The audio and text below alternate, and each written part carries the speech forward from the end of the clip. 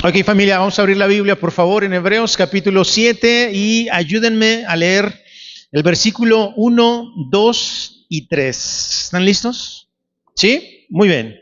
Hebreos capítulo 7, versículo 1. Dice, porque este Melquisedec, rey de Salem, sacerdote del Dios Altísimo, que salió a recibir a Abraham que volvía de la derrota de los reyes y le bendijo, a quien asimismo dio a Abraham los diezmos de todo, cuyo nombre significa primeramente rey de justicia y también rey de Salem, esto es, rey de paz, sin padre, sin madre, sin genealogía, que ni tiene principio de días ni fin de vida, sino hecho semejante al Hijo de Dios, permanece sacerdote para siempre. Ayúdenme a orar, por favor, familia. Padre, muchas gracias por permitirnos estar reunidos en este lugar. Realmente tu palabra no se equivoca cuando dice que miremos cuán grato, cuán dulce es habitar los hermanos juntos en armonía. Por favor, ayúdanos a cada uno de los que estamos aquí a sentir y a percibir eso, a disfrutarlo. Y si es necesario, bendito Dios, transforma nuestra forma de pensar, nuestra forma de percibir las cosas. Y el día de hoy te pedimos que tú prepares nuestro corazón y nuestra mente para recibir tu palabra. Que tu Espíritu Santo nos ayude justo a estar receptivos y a escuchar lo que tú nos quieres hablar el día de hoy. En el nombre de Jesús, amén y amén. Tomen su lugar, familia, por favor. La lectura de Hebreos ha sido una lectura diferente, muy distinta a la que hemos estado haciendo durante estos ya más de 3 años aquí en la iglesia. Sin embargo, cada palabra que encontramos en las Escrituras debemos leerla conscientes de que es una inspiración divina. O sea, es palabra que viene de Dios. No podríamos descartar algún libro, alguna carta o algo de lo que leemos en la Biblia, porque todo, absolutamente todo, dice la misma Biblia, que toda la Escritura es inspirada por Dios. Entonces, miren, el autor de Hebreos empezó hablándonos de la superioridad de Cristo. Cuando iba a hablar acerca de que Jesús es nuestro gran sumo sacerdote y que es superior al sacerdocio de Aarón, lo que hizo el autor fue hacer una pausa y nos empezó a dar una advertencia acerca de la inmadurez y una advertencia acerca de la apostasía. Sin embargo, después de que termina esta apostasía, regresa al tema del sumo sacerdocio de Jesús y es lo que empieza a decir el versículo número 1. Porque este Melquisedec, rey de Salem, sacerdote del Dios Altísimo, ahí me voy a detener tantito, porque lo que va a empezar a hacer ahorita el autor es empezarle a describir a los hebreos y obviamente a nosotros también, quién es este Melquisedec, como que el autor va a poner las bases para entonces ahora sí soltar su verdadero argumento, que es que Jesús, nuestro sumo sacerdote, es mucho mayor que toda esta línea sacerdotal arónica. Miren cómo le llama a este Melquisedec. Primero dice que Melquisedec es rey de Salem, ¿ok? Y luego dice que es sacerdote del Dios Altísimo. Ya tenemos 2 características entonces de este personaje. Que al final Melquisedec, déjenme platicarles ahorita que ya estoy en esto, Melquisedec es un personaje, déjenme usar esta palabra, como muy misterioso. Porque en la Biblia solo lo vemos durante el Génesis, lo vemos mencionado por David en los Salmos, en el Salmo 110 para ser más específico, y luego lo vemos mencionado en el libro de Hebreos. Solo allí vamos a encontrar a Melquisedec. ¿En dónde aparece primero? Ahí en Génesis capítulo 14, versículo 18 al 20. ¿Me ayudan a ir para allá? Vamos a conocer un poquito, ¿no? ¿Quién es Melquisedec? Génesis capítulo número 18, no es cierto, 14, versículo 18.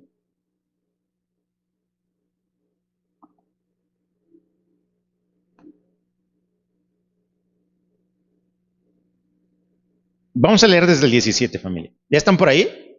Ok. Cuando volvía de la derrota de Kedorlaomer, se parece trabalenguas, y de los reyes que con él estaban, salió el rey de Sodoma a recibirlo al valle de Sabe, que es el valle del rey, versículo 18. Entonces Melquisedec, rey de Salem y sacerdote del Dios Altísimo, sacó pan y vino, 19, y le bendijo diciendo, bendito sea Abraham del Dios Altísimo, creador del cielo y de la tierra. ¿El que sigue? Y bendito sea el Dios Altísimo que entregó tus enemigos en tu mano y le dio a Abraham los diezmos de todo. ¿Qué pasó aquí? Pues resulta que, voy a decirlo de esta manera, habían secuestrado a Lot. Lot, acuérdense que es el sobrino de Abraham. Abraham se entera y lo que hace es que va a rescatar a su sobrino y a su familia. Y cuando regresa Abraham de haber derrotado a estos reyes, en el camino le sale al encuentro este sacerdote llamado Melquisedec. Y lo que hace el sacerdote es entregarle, darle a Abraham vino, darle pan, es decir, alimentarlo, porque obviamente venían de la guerra. Y el sacerdote de alguna manera se compadece, les entrega esto, y lo que hace Abraham de manera natural, en forma de agradecimiento, es entregarle los diezmos de todo lo que había obtenido en esa batalla. ¿Sí?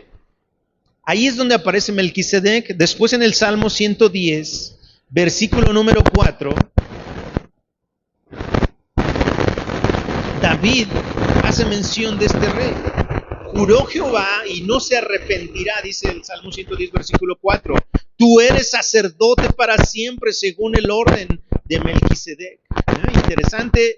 Y después de estos dos versículos encontramos a Melquisedec otra vez ahí en el libro de Hebreos. Bueno, eso es realmente todo lo que sabemos de Melquisedec. Pero ahora vamos a ver qué nos dice el autor acerca de este personaje.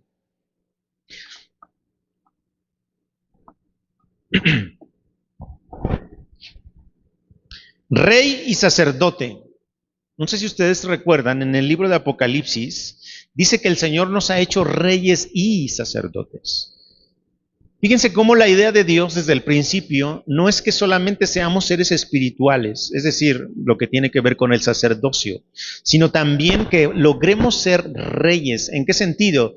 Que gobernemos bien nuestra propia vida, nuestra familia o sea, no podemos separar lo social de lo espiritual. O sea, tenemos que ser personas que manifestemos el reino de Dios tanto dentro de la iglesia como fuera de la iglesia, ¿no? Dentro podríamos hablar del sacerdocio y fuera de la congregación el rey, ¿no? Como reyes, pues. Entonces, es interesante que desde el principio, desde antes de que de alguna manera se fundara la nación de Israel, Dios tenía ya un personaje llamado Melquisedec, que era rey, pero también era sacerdote, ¿no? Impresionante. Ya vimos en el versículo 1 y versículo 2 de Hebreos 7, que le ayuda a Abraham con su situación, pero al mismo tiempo Abraham le entrega los diezmos y nos empieza a hablar un poquito más el autor de Hebreos acerca de este Melquisedec. Dice que su nombre significa rey de justicia y que también es rey de Salem, por lo tanto, también es rey de paz. Eso lo dice el versículo 2. Miren otras características de Melquisedec. Versículo 3. No tiene papá, o por lo menos no se menciona en la Biblia, ¿ok? No tiene papá, no tiene mamá, no tiene genealogía, no tiene principio, no tiene fin, y dice, sino hecho semejante al Hijo de Dios, permanece sacerdote para siempre.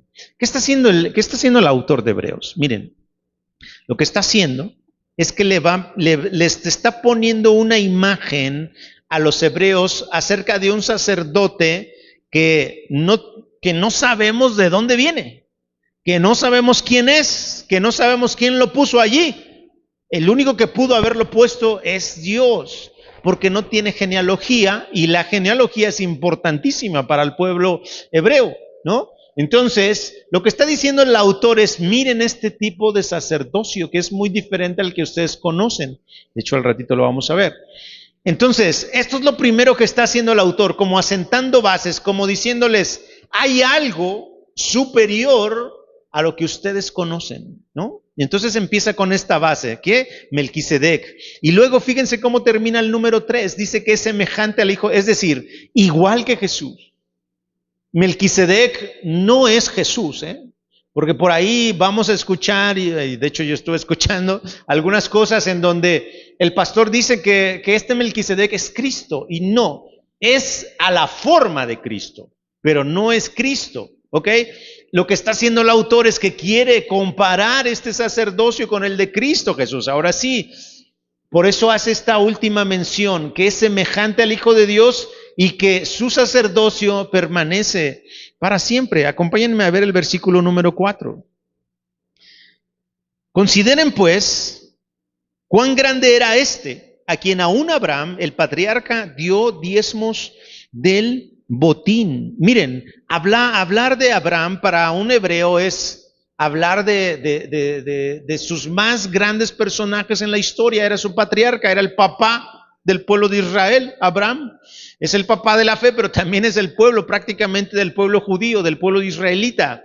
Entonces, ¿qué hace el autor? Aunque el autor es judío, les está diciendo, miren, tenemos un personaje al cual incluso Abraham, el patriarca, le dio diezmos del botín. ¿Qué está haciendo otra vez el autor? Está poniendo a este sumo sacerdote por encima de sus propios patriarcas.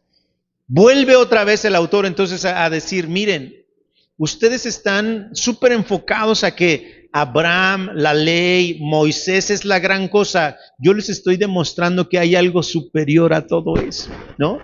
Empieza con esto, entonces, decirle, oye, considera pues, cuán grande era este, o sea, Melquisedec, que estoy en el 4, ¿eh?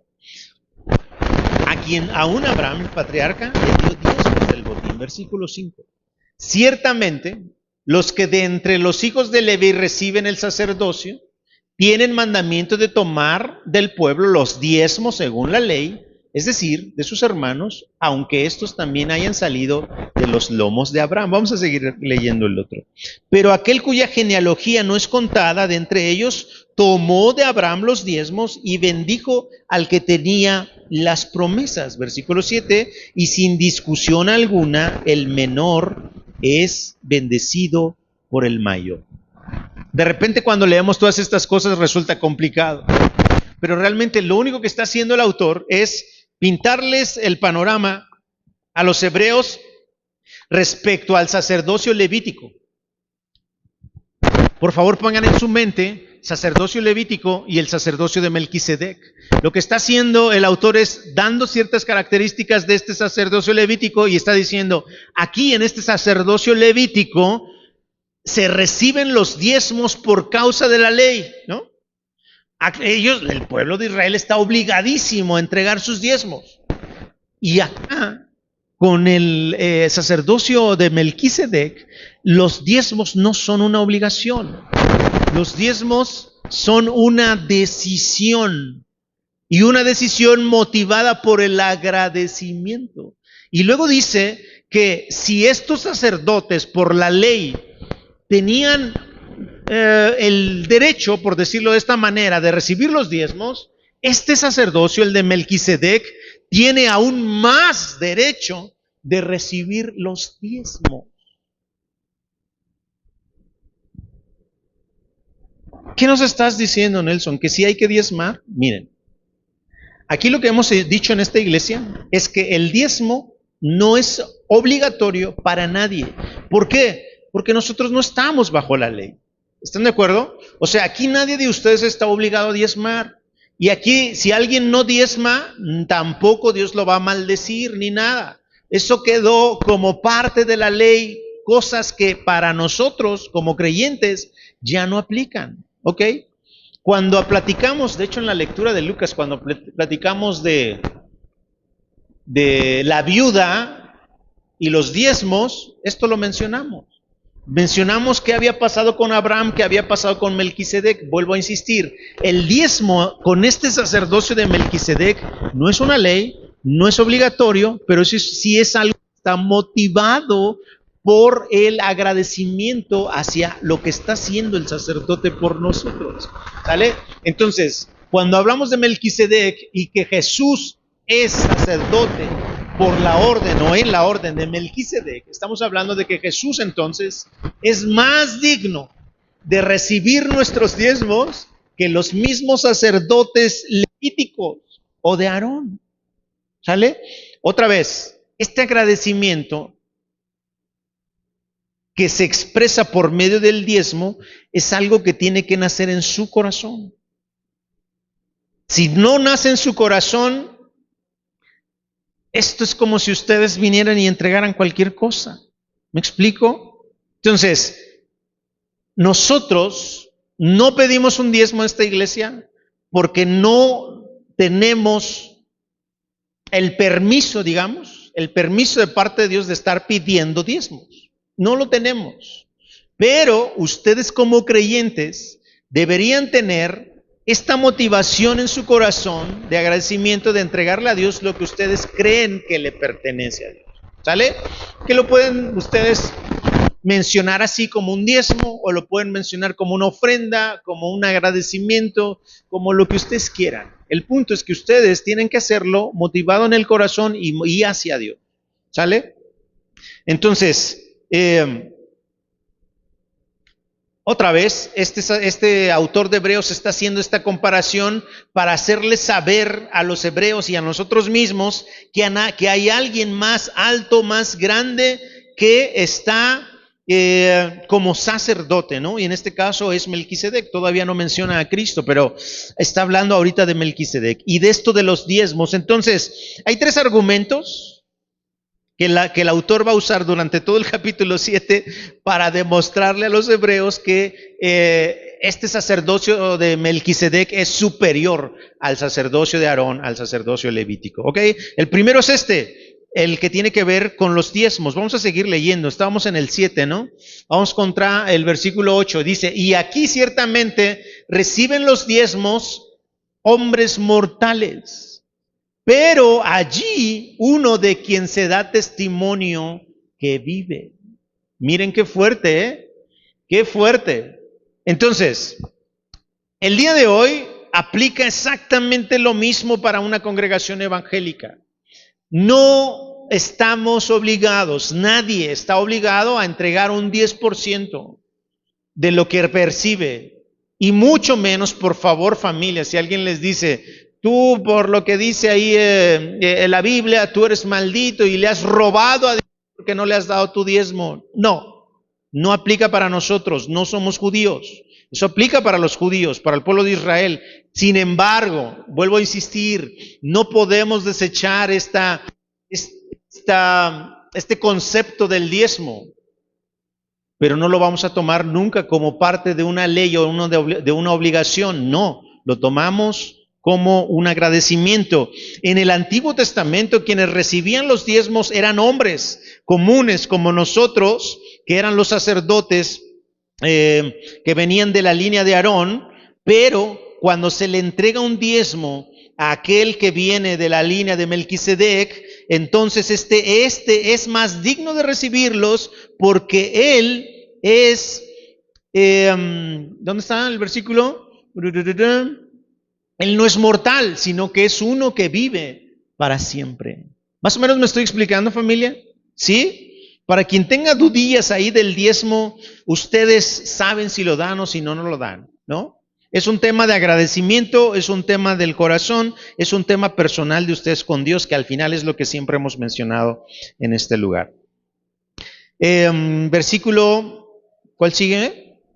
9. Y por decirlo así, en Abraham pagó el diezmo también Leví, que recibe los diezmos. Otra vez, de alguna manera está diciendo el autor que Abraham, al entregar los diezmos a Melquisedec, vuelve a hacer más grande su sacerdocio, porque incluso los levitas, por medio de Abraham, dieron este diezmo a Melquisedec. ¿Más o menos? ¿Me explico? Está difícil, ¿no? Versículo número 11. Miren, a partir del versículo número 11, lo que ahora va a hacer el autor es el siguiente argumento. Melquisedec es superior mucho más a este Aarón que fue la línea sacerdotal de la ley. Versículo 11. Si pues la perfección fuera por el sacerdocio levítico, porque bajo él recibió el pueblo la ley, ¿qué necesidad habría aún de que se levantase otro sacerdote según el orden de Melquisedec y que no fuese llamado según el orden de Aarón? Okay. Si toda esta estructura del sacerdocio del Antiguo Testamento hubiera sido eficiente, ¿para qué se hubiera levantado un nuevo sacerdote según la orden de Melquisedec? Es decir, ¿para qué se levantó Cristo? Si los 10 mandamientos, si toda la ley judía me podía a mí salvar y justificar, ¿como para qué necesitábamos otra cosa? ¿Para qué necesitábamos a Cristo? ¿Me estoy explicando? ¿Cuántos creen de aquí o han creído o creyeron en algún momento que guardando los 10 mandamientos era como Dios los iba a salvar y perdonar? Todos. Y eso es una mentira. Ustedes pueden guardar los mandamientos, pero si no vienen a Cristo, de nada sirve guardar los mandamientos. Y otra cosa es que nadie puede guardarlos al 100%. Ese es el gran problema. Entonces, está diciendo el libro de Hebreos, si este sacerdocio, si esta ley hubiera sido perfecta, entonces, ¿para qué? ¿Para qué? Versículo 12. Porque cambiado el sacerdocio, necesario es que haya también cambio de ley. Esto está muy fuerte, familia. ¿Qué estamos diciendo? ¿Qué está diciendo el autor? Que todo lo que ellos conciben como la ley de Dios, a partir de que vino Cristo, ha sido cambiado.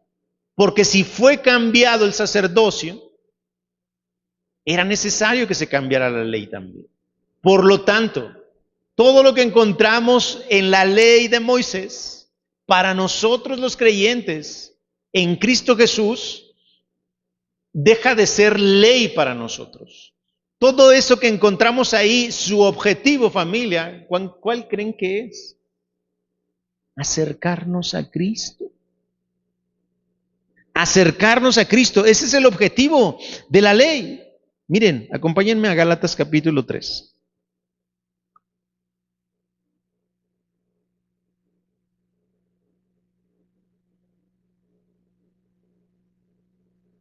Gálatas capítulo 3, versículo 19. Memo, si lo tienes, porfa, te lo voy a agradecer mucho. Gálatas capítulo 3, versículo 19. Miren lo que dice. Entonces, ¿para qué sirve la ley, no? Es una buena pregunta, ¿verdad? ¿Para qué sirve la ley? Fue añadida a causa de las transgresiones, ok. La ley entonces, acuérdense que la ley no la implementa Dios, no la establece Dios desde el principio de la creación. La establece después de muchos años. ¿Por qué? ¿Por qué? Por las transgresiones del ser humano. O sea, la maldad del hombre fue tanta que Dios tuvo que poner un alto. O sea, ¿se calman o se calman? Y por eso es la ley. Hasta que viniera ok. Fue añadida a causa de sus transgresiones hasta que. ¿Ok? La ley va a servir y va a funcionar. Todos los mandamientos sirven, claro que sí. ¿Hasta qué? Es decir, va a haber un punto final de la ley. Un término, una finalización de la ley. ¿Cuál es esta finalización? Hasta que venga la simiente que fue hecha, a quien fue hecha la promesa. Y fue ordenada por medio de ángeles en manos de un mediador. ¿Quién es esta simiente? Es Cristo Jesús. La ley entonces es efectiva hasta que vino Cristo. Fue efectiva hasta que vino Cristo. Cuando viene Cristo, la ley ya no funciona. ¿En qué sentido ya no funciona? Que no me puede justificar. Pero al final la ley tiene como objetivo acercarme a Cristo Jesús. Mira lo que dice el versículo que sigue, el 20. Y el mediador no lo es de uno solo, pero Dios es uno. Versículo 21. Luego la ley es contraria a las promesas de Dios. Pues claro que no. En ninguna manera, porque si la ley dada pudiera vivificar, la justicia fuera verdaderamente por la ley. Es lo mismo que está diciendo el autor de Hebreos. Si la ley nos pudiera a nosotros dar vida, entonces nosotros seríamos justificados. La justicia fuera por la ley. ¿Pero qué creen? La ley no puede dar vida. Y no puede justificarnos tampoco. Versículo 22. Mas la Escritura lo encerró todo bajo pecado para que la promesa que es por fe en Jesucristo fuese dada a los creyentes. ¿Se acuerdan que dice la Biblia que no hay justo ni aun uno, que todos pecaron? Esto es cuando dice que la Biblia encerró todo bajo pecado. Es decir, no hay en la tierra ni un ser humano que sea perfecto y que no se equivoque. Todo está bajo pecado según la Biblia. ¿Y por qué hizo esto? Para que la promesa que es por la fe en Jesucristo fuera dada a los creyentes. Es decir, que esta justificación y esta vivificación pudiera venir a todos solo por un medio, por Cristo Jesús. Versículo 23. Pero antes que viniese la fe, estábamos confinados bajo la ley, encerrados para aquella fe que iba a ser revelada. ¿Sí ven todo estos contrastes que nos estaba planteando aquí Pablo? O sea, en la fe estábamos bajo la ley, confinados, aparte dice, o sea, encerradísimo. Bajo la ley no podemos hacer nada porque ya ofendemos a Dios. Sin embargo, esto era parte de esperar, por decirlo así, a la fe que iba a ser revelada en Cristo Jesús. Versículo 24. De manera que la ley ha sido nuestro ayo. ¿Sí se acuerdan de esta palabrita, verdad? Como nuestro tutor, y para que nos diera más sentido, como nuestra niñera, ¿no? De manera que la ley ha sido nuestra niñera. ¿Para qué? ¿Para qué, familia? Para llevarnos a Cristo a fin de que fuéramos justificados, ya no por la ley, ya no por lo que hacemos, sino por la fe, por nuestra convicción en Cristo. Ahora ustedes se preguntarán, bueno, ¿y entonces? ¿Tengo que guardar o no tengo que guardar los mandamientos? Pues claro que sí. Claro que sí, pero los mandamientos no me van a justificar. Lo que me va a justificar es la fe que hay en mí, la confianza que hay en Cristo, la confianza que tengo en Cristo. Y acuérdense que la fe al final va a motivar nuestra obediencia. La fe va a motivar nuestras obras. Porque si no seríamos unos malagradecidos, ¿no? Si ya el Señor nos está haciendo este regalo de la justificación por medio de la fe, pues bueno, hay que corresponderle, ¿no? Amándolo. Y si lo amamos, guardamos sus mandamientos. Ok, vamos a seguirle, familia, porque hoy vamos a aventarnos todo el capítulo 7. No se duerman, ¿eh? ¿En cuál vamos de Hebreos? Leímos el versículo 11, luego el versículo 12 también, porque cambiando el sacerdocio necesario es que haya también cambio de ley. Y aquel de quien se dice es de otra tribu, y aquel de quien se dice esto es de otra tribu, de la cual nadie sirvió al altar. Porque manifiesto es que nuestro Señor viene de la tribu de Judá, de la cual nada habló Moisés tocante al sacerdocio. Sigue explicando, ¿verdad? El autor de Hebreos sigue explicando. A ver, miren, en el sacerdocio de Aarón, aquí se viene dando una sucesión sacerdotal. ¿Qué significa? Que solo los hijos de Aarón pueden ser sumos sacerdotes o sacerdotes, ¿sale? Pero dice... Pero este nuevo sacerdocio del que yo les estoy hablando, que es de la orden de Melquisedec, no tiene nada que ver con Aarón ni con la tribu de Leví, porque Aarón es levita. Este nuevo sacerdocio es de otra tribu que Moisés ni dijo nada. ¿Cuál tribu? La de Judá. Entonces empieza este autor a como que volarles la cabeza a los hebreos, así como ustedes me están mirando, ¿de qué está diciendo? Así estaban los hebreos, igualitos. Igualitos así estaban. Miren el versículo 15. Y esto es aún más manifiesto si a semejanza de Melquisedec se levanta un sacerdote distinto, no constituido conforme a la ley del mandamiento acerca de la descendencia, sino según el poder de una vida indestructible. Vuelve a hacer este énfasis el autor de Hebreos. Miren, los sacerdotes levitas, estos tenían que tener una sucesión porque se morían. Y si se morían, pues otro te tenía que quedar. Pero en el sacerdocio de Melquisedec, esto está basado en un poder de una vida indestructible, eterna. Versículo que sigue, porque nos vamos a tardar mucho, No constituido conforme ya, ¿verdad? El 17, pues da testimonio de él. Tú eres sacerdote para siempre según el orden de Melquisedec. Es lo que acabamos de leer en Salmo 110, ¿no? Esto es lo que Dios expresó a través incluso de manera profética desde el tiempo de David, que se iba a levantar un sacerdote según la orden de Melquisedec, es decir, un sacerdote que ya no tuviera que estar muriendo, sino uno que fuera eterno. Por eso dice, tú eres sacerdote para siempre. 18. Queda pues abrogado el mandamiento anterior a causa de la debilidad e ineficacia, pues nada perfeccionó la ley, y de la introducción de una mejor esperanza por la cual nos acercamos a... Híjole, estas expresiones son muy duras, Son muy duras porque está diciendo que la ley, esta ley que conocemos, la ley de Moisés, es ineficiente. Yo no lo estoy diciendo, ¿verdad? Lo está diciendo la Biblia. Cuando leímos Gálatas, me parece por ahí en los comentarios de los videos, luego alguien brincó, ¿no? ¿Cómo puedes decir que la ley es ineficiente si la ley fue escrita por el mismo dedo de Dios? Pues ¿por qué se dice que es ineficiente? ¿Cuándo algo es ineficiente? Cuando no cumple un objetivo. Cuando no logra su propósito. La ley no puede justificarnos ni salvar. Por eso dice el autor y por eso dice la Biblia que la ley es ineficiente.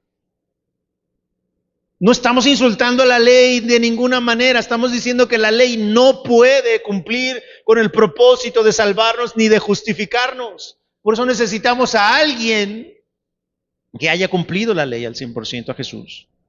¿Se dan cuenta cómo todo de donde le agarremos de aquí, de allá, todos los libros que hemos leído hasta el día de hoy, versículo a versículo, siempre apuntan a Jesús? Si algo no apunta a Jesús, ya hay que tener cuidado ahí. Si algo apunta a que ustedes reverencien al apóstol, al pastor, hay que tener cuidado ahí. Si algo apunta a que ustedes le digan al sacerdote y le confiesen todos sus pecadotes, hay que tener cuidado ahí.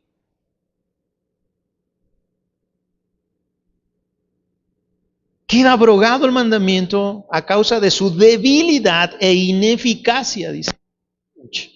Está muy fuerte. Ya leímos en Gálatas que la ley no puede justificarnos, que la ley solamente nos ha llevado y nos ha dirigido a Cristo, que Él sí nos puede justificar. Sí nos puede perdonar. La ley, acuérdense, esto es súper importante, la ley no quita pecados, la ley me muestra mis pecados. El único que puede quitar nuestros pecados es la sangre preciosa de Cristo Jesús. Versículo número, ¿cuál vamos? 20. Y esto no fue hecho sin juramento. Y esto no fue hecho sin juramento. ¿Se acuerdan lo que platicamos la semana pasada de las promesas de Dios? En donde Dios no solamente promete, no solamente le prometió a Abraham que en su simiente, acabamos de leer ese rato la palabra simiente, ¿verdad? ¿Qué dijimos que era simiente? ¿De dónde viene esa palabra? De semen, semilla. lo que se siembra y que da fruto. Y está diciéndole Dios a Abraham, oye, en tu simiente, en tu descendencia, yo voy a bendecir a todas las familias de la tierra. La simiente de Abraham es Cristo. ¿Sí han leído la genealogía en Mateo y en Lucas? Por ahí aparece Abraham y después de Abraham un montón de personajes y llegamos hasta Cristo. Por eso son importantes las genealogías, y de Melquisedec ni tenemos genealogía.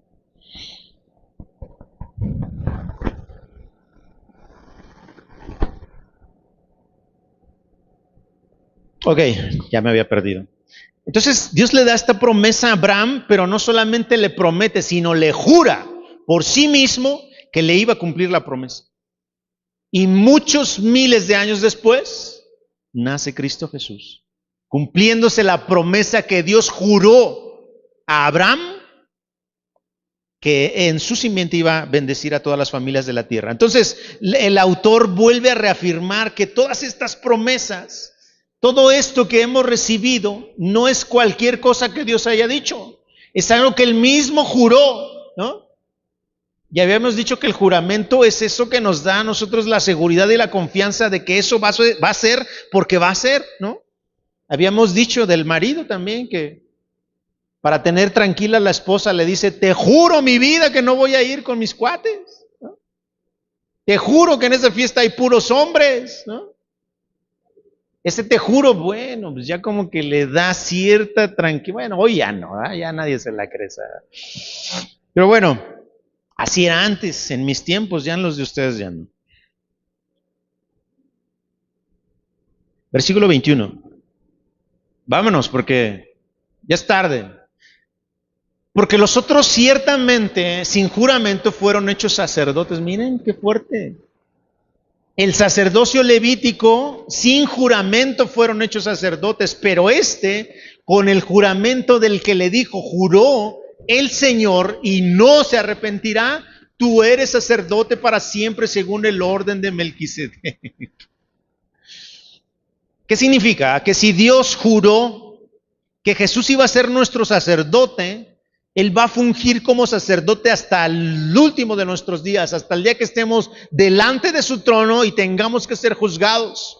Y entonces el sacerdote, que es Cristo, interceda por nosotros. Y hoy, mientras estamos aquí, mientras nosotros andamos en nuestra vida y que nos tropezamos y que la regamos y demás, Él sigue siendo nuestro sacerdote que intercede por nosotros. Porque Él nos conoce. Pero es un sacerdocio entonces, o sea, es lo que les decía la semana pasada, no hay cosa más segura que Cristo. Porque es algo que Dios juró que nos iba a dar y que iba a permanecer para siempre. Si Dios jura por sí mismo, señores, yo no sé en qué otra cosa ustedes pueden creer.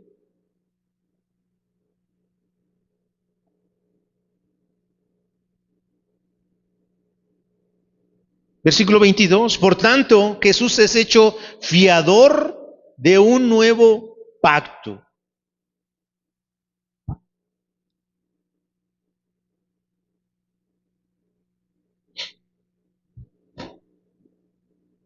El nuevo pacto es un acuerdo incondicional de gracia que Dios hará con la casa de Israel y con la casa de Judá cuando el Señor Jesús establezca su reino en la tierra, según Jeremías.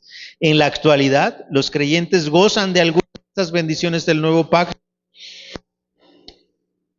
pero este cumplimiento, el cumplimiento ya de sus promesas, la totalidad de sus promesas, las vamos a tener cuando el Señor venga por nosotros. Venga por nosotros. Cuando esto incorruptible se convierta en esto corruptible en incorrupción. Y en ese momento la fe dejará de ser fe, ya no será fe, será certeza, porque vamos a ver las cosas. Hoy la fe es la certeza y convicción de lo que no veo, pero en ese tiempo se acabará la fe. Vamos a ver, vamos a verlo. Al unigénito Hijo de Dios, vamos a verlo. Estaremos con Él. Jesús entonces sale, es hecho fiador de un nuevo pacto, versículo número 23. Y los otros sacerdotes llegaron a ser muchos debido a que por la muerte no podían continuar. Ya lo mencionamos hace rato. Mas este, por cuanto permanece para siempre, tiene un sacerdocio inmutable. No cambia. Sigue siendo nuestro intercesor, sigue siendo el que ve por nosotros. Versículo 25. Por lo cual, puede también salvar perpetuamente a los que por él se acercan a Dios, viviendo siempre para interceder. Miren lo que hace Jesús. Miren lo que hace Jesús. A todo aquel que se acerca a Dios, Jesús, este sumo sacerdote, vive para siempre para interceder por ellos. Wow. Y qué bueno que está ahí intercediendo por nosotros, porque si no, no sé cómo nos iría. 26, porque tal sumo sacerdote nos convenía. Lo necesitábamos. Nos urgía un sacerdote como Cristo Jesús, que fuera como, fuera santo, inocente, sin mancha, apartado de los pecadores y hecho más sublime que los cielos. No cualquiera. No cualquier sacerdote. Uno que tuviera todas estas características. Hecho más sublime que los cielos. Qué bonita expresión. Hecho más sublime que los cielos. 27. Que no tiene necesidad cada día, como aquellos sumos sacerdotes, de ofrecer primero sacrificios por sus propios pecados y luego por los del pueblo. Porque esto lo hizo una vez para siempre, ofreciéndose a sí mismo. Esto ya no lo había platicado el autor, ¿verdad? Ya nos había dicho, oigan, estos sacerdotes levitas de la descendencia de Aarón, antes de que puedan ofrecer sacrificios por ustedes, tienen que ofrecer sacrificios por ellos mismos, porque pues son pecadores y necesitan limpiarse antes de poder ofrecer cualquier sacrificio por el pueblo. Pero Jesús,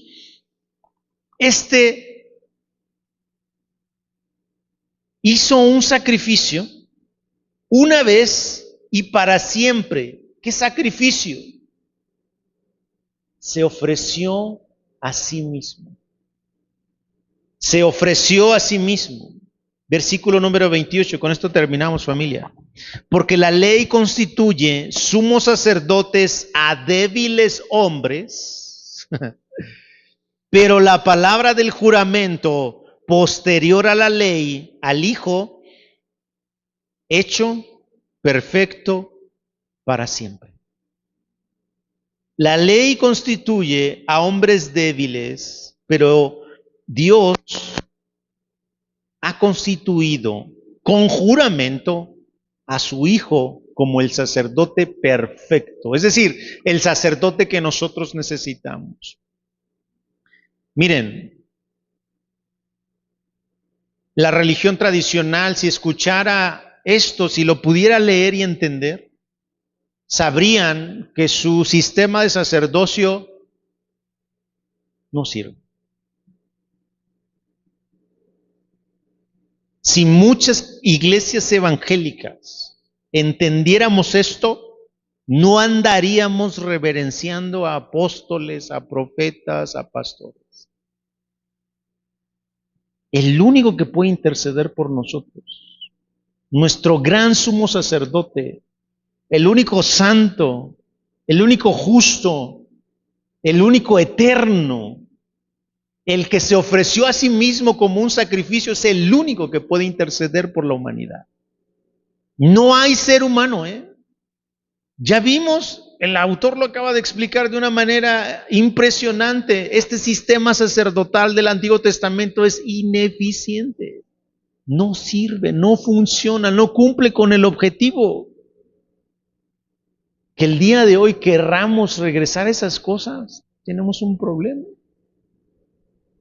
Vuelvo a insistir, mencioné a la iglesia tradicional, a la católica, porque siempre los estamos señalando, pero dentro de nuestras iglesias nos están pasando cosas similares. Poniendo súper en alto al que puede orar por mí. al que puede pedirle a Dios que me sane, al que puede hacer... ¿Qué estamos haciendo? Estamos cayendo en los mismos errores que está cayendo ciertas iglesias, en los mismos errores en los que están metidos los hebreos, que no han logrado ver que Cristo es lo único que necesitan. Es lo único que necesitamos.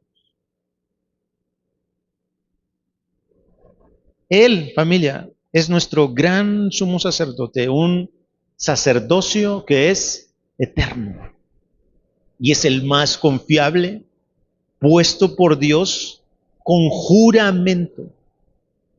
Con juramento. Vamos a ponernos de pie, familia. ¿De qué me sirve saber todo esto, Nelson? La verdad me aburre a mí escuchar todo eso.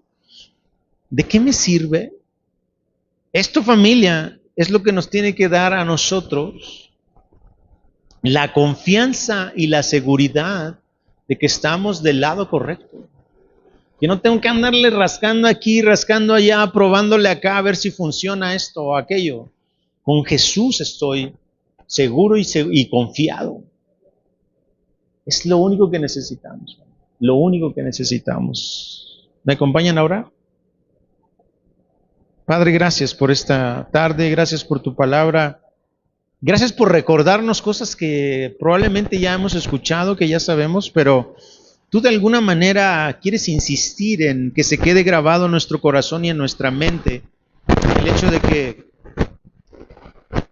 tú juraste acerca de tus promesas y nos has regalado, nos has dado un sumo sacerdote fiel, eterno, que es superior a cualquier sacerdocio de aquí en la tierra, y que este sacerdote que tenemos, este sumo sacerdote, está accesible para todos. Qué impresionante que diga tu palabra, que cuando nosotros nos acercamos a ti, Él está, nuestro sumo sacerdote está ahí constantemente para interceder por nosotros. Muchas gracias por eso, porque al ver mi humanidad y al ver todos mis errores, me doy cuenta que mi única opción, mi único refugio es Cristo Jesús. Muchísimas gracias, Dios. En ti confiamos, esta pequeña congregación, en ti confiamos.